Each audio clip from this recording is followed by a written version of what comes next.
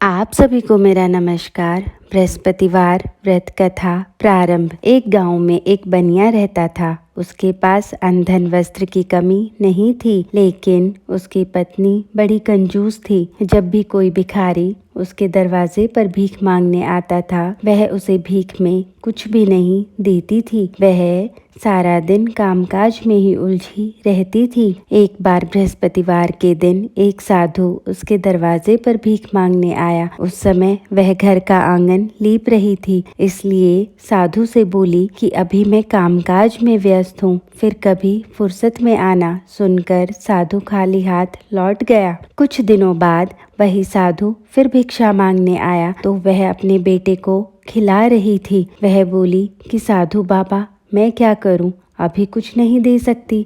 देखो, मैं बच्चे को खिला रही हूँ, फिर कभी फुर्सत में आना। साधु फिर तीसरी बार आया तो उसने इस बार भी उसे टालना चाहा, लेकिन साधु बोला कि मैं समझ गया, जब तुम्हें फुर्सत मिलेगी तभी तुम भिक्षा दोगी। इस पर बनियानी बोली कि हाँ बाबा, यदि ऐसा हो जाए तो आपकी बड़ी मेहरबानी होगी। साधु बोला कि ऐसा ही हो जाएगा, मैं तुम्हें एक उपाय बताता हूँ, तुम वैसा ही करना। बृहस्पतिवार के दिन तुम देर से उठना और झाड़ू लगाकर सारा कूड़ा एक कोने में जमा कर देना। घर के आंगन को लीपना मत, चौका मत लगाना। घर वालों से कहना कि बृहस्पतिवार के दिन हजामत अवश्य कराएं। इसी तरह भोजन बनाने के बाद वह भोजन चूल्हे के पीछे रखा करो। शाम को दोनों वक्त मिलने पर दीपक मत जलाना, रात को दीपक जलाना। बृहस्पतिवार को भूलकर भी पीले कपड़े मत पहनना और न पीली चीजों को खाना। यदि तुम ऐसा करोगी तो फिर तुम्हें घर का कोई भी काम नहीं करना पड़ेगा और तुम्हें फुर्सत ही फुर्सत होगी। बनियानी ने वैसा ही किया जैसा साधु ने बताया था। इसका प्रभाव यह हुआ कि कुछ समय बाद उसके घर में खाने को भी दाना नहीं बचा। कुछ दिनों के बाद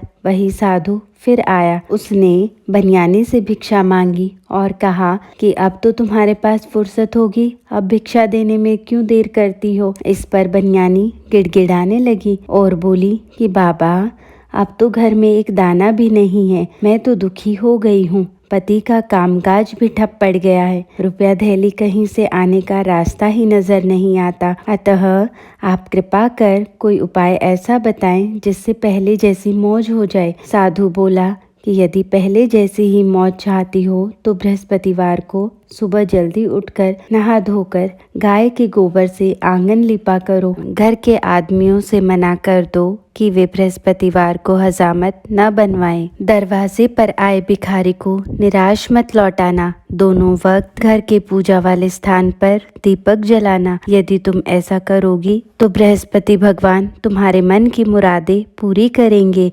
घर में पहले जैसी मौज मस्ती हो जाएगी। बनियानी ने साधु के बताए अनुसार वैसा ही किया। इसके प्रभाव से बृहस्पति जी प्रसन्न हो गए और उसके घर में पहले जैसा ही सुख साम्राज्य हो गया और वह जीवन के बचे हुए दिन सुख से बिताने लगे। इसे कहते हैं बृहस्पति देव की कृपा का फल। जय बृहस्पति देव।